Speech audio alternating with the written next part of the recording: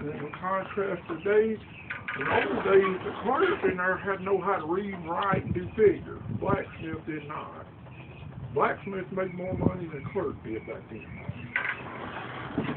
And nowadays, tell the kids if you could think of any profession that would make you a millionaire, this ain't one of them.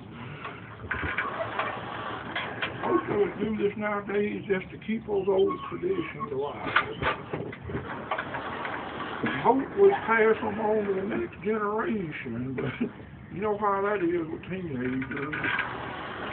They can't ring it up on an iPhone or bring it up online.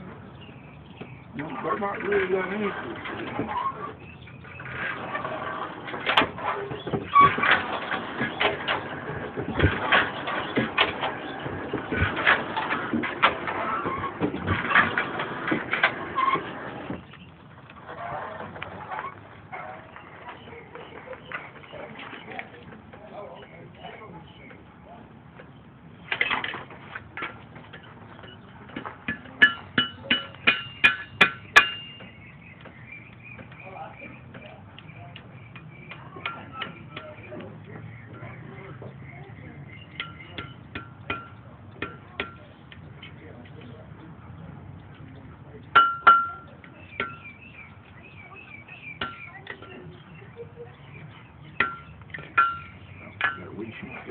Almost the way I wanted it.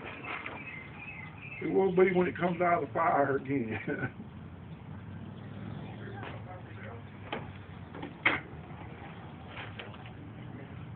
All too often, kids, we've had that situation here. Feeding grown people, they come here, they have too many preconceived notions through Hollywood. And it's always good when somebody comes along like you is going to tell it like it was.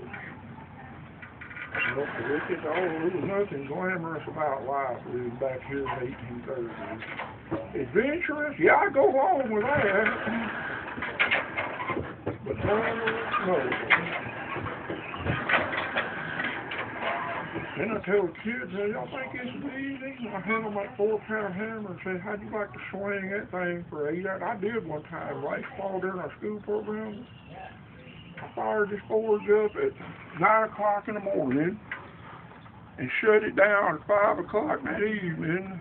I didn't feel so bad then, but when I woke up the next morning, man, it felt like they run me through a hay baler. I mean, I had muscles that hurt that I didn't know I had.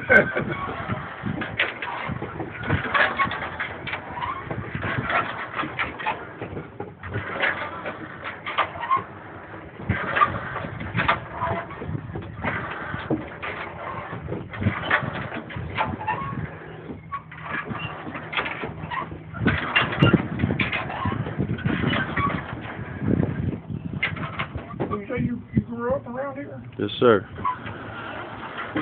I was born here.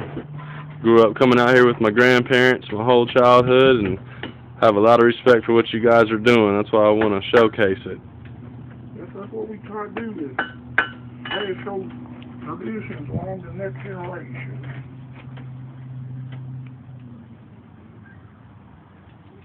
Now I made it look like a fire field.